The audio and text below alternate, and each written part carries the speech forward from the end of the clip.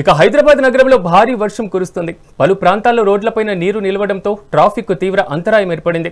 అటు ఖైరతాబాద్, బంజారాహిల్స్, సోమాజిగూడ ప్రాంతాల్లో భారీ వర్షం కురిసింది. ఈ వర్షం కారణంగా ఖైరతాబాద్ నుంచి పంజాగుట్ట వెళ్లేటువంటి దారిలో భారీగా చేరింది నీరు. దీంతో వాహనాలు ఎక్కడికక్కడ నిలిచిపోయాయి. గంటకు పైగా ట్రాఫిక్ లో చిక్కుకొని వాహనదారులు తీవ్ర ఇబ్బందులు పడుతున్నారు. ఇక ఇదే అంశానికి సంబంధించి మరింత సమాచారం మా ప్రతినిధి హారిక అందిస్తారు. కారణంగా ప్రస్తుతం హైదరాబాద్ తో పాటు తెలంగాణ రాష్ట్ర వ్యాప్తంగా మొత్తానికి వర్షం పడుతూనే ఉంది. భారీ నుంచి మోస్తారు వర్షాలు అయితే మనకు నమోదవుతున్నాయి. ముఖ్యంగా వాతావరణ శాఖ ఎప్పటికప్పుడు అప్డేట్ చేస్తూనే ఉంది. ముఖ్యంగా ఈ రోజు సాయంత్రం 4 గంటల నుంచే వర్షం అందుకుంది. మనం విజువల్స్ లో కూడా చూడొచ్చు, ఎక్కడికక్కడ వాటర్ ఆగిపోయాయి. అంటే దాదాపు వర్షం 5% వరకు వర్షం నమోదవుతూనే ఉంది అని చెప్తున్నారు. అయితే దీనికి సంబంధించి వెదర్ ఆఫీస్ నుంచి కూడా మనకు అప్డేట్స్ వస్తూనే ఉన్నాయి. అందులో ముఖ్యంగా ఆరెంజ్ వార్నింగ్ అలాగే ఎల్లో వార్నింగ్ అలర్ట్ చేసింది. ఇటు పక్క హైదరాబాద్, జనగాం, కామారెడ్డి, కరీంనగర్, మేడ్చల్, మల్కాజ్గిరి, పెద్దపల్లి, రాజన్న సిరిసిల్ల, రంగారెడ్డి, సంగారెడ్డి, యాదాద్రి భువనగిరి జిల్లాల్లో దాదాపు 2 నుంచి 3 గంటల ఈ మోస్తారు వర్షం నుంచి భారీ వర్షం వచ్చే అవకాశం ఉంది అని చెప్పేసి వాతావరణ శాఖ ఇప్పటికే చెప్తుంది. అలాగే దాదాపు 41 నుంచి 61 కిలోమీటర్ల వేగంతో గాలులు వీచే అవకాశం ఉంటుంది అని చెప్పేసి అంటున్నారు. అలాగే ఇటు ఎల్లో వార్నింగ్ కూడా అలర్ట్ చేస్తుంది.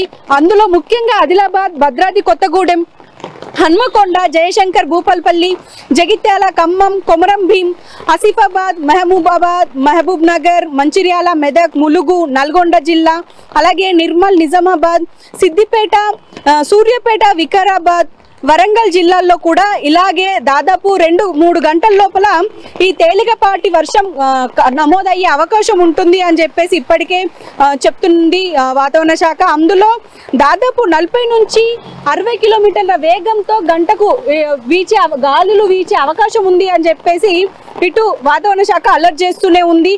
అయితే ముఖ్యంగా ఇప్పుడు తూర్పు మధ్య బంగాళాఖాతంలోని సమీపంలో ఉత్తర భారతదేశంలో ఈ నెల 25 నాటికి అల్పపీడనం ఏర్పడే అవకాశం ఉందని ఇప్పటికే వాతావరణ శాఖ తెలుపుతోంది. ఎందుకు అంటే ఇప్పటికే చాలా వర్షాలు మనం చూస్తూనే ఉన్నాం మంత్ ఎండ్కి వచ్చేసరికి.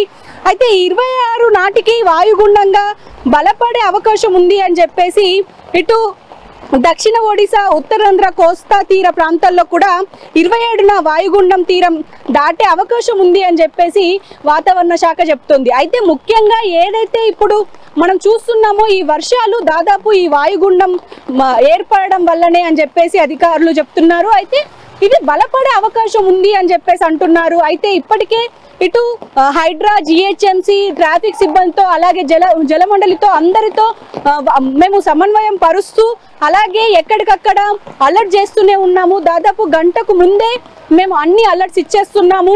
అండ్ వాటర్ లాగింగ్ పాయింట్స్ మనకు ఆల్రెడీ తెలిసిందే, దాదాపు 140 పైగా ఉన్నాయి.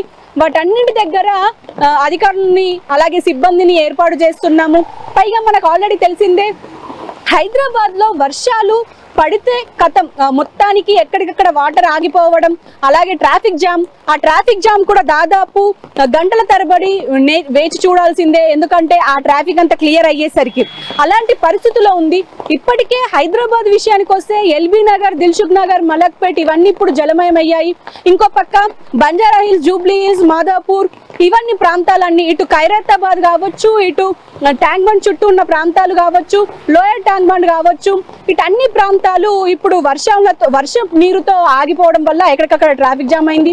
ఇటు పంజాగుట్ట, అమీర్పేట్ లాంటి ప్రాంతాలు కూడా ఇప్పుడు ఇదే సమస్యను చూస్తున్నారు అని చెప్పుకోవాలి. అయితే ఏమైనప్పటికీ ఇటు ముఖ్యంగా మనం మాట్లాడుకోవాల్సింది ఏంటంటే ఎప్పటికప్పుడు వాటర్ ఆగిపోవడం వల్ల ఎక్కడికక్కడ స్తంభించిపోతుంది ట్రాఫిక్. అందులో ముఖ్యంగా యూసుఫ్ కూడా బి బ్లాక్, ఏ బ్లాక్, సి బ్లాక్ కూడా మనం మాట్లాడుకోవాలి. ఎందుకంటే దాదాపు 24 గంటలు వాటర్ అక్కడ ఫ్లో అవుతూనే ఉంది.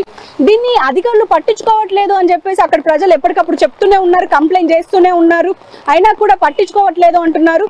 కానీ ఇప్పుడు ఇలా వర్షాలు కంటిన్యూ అవుతే మాత్రం ఖచ్చితంగా వాళ్ళకి ఇబ్బందులు ఎదుర్కోవాల్సిందే.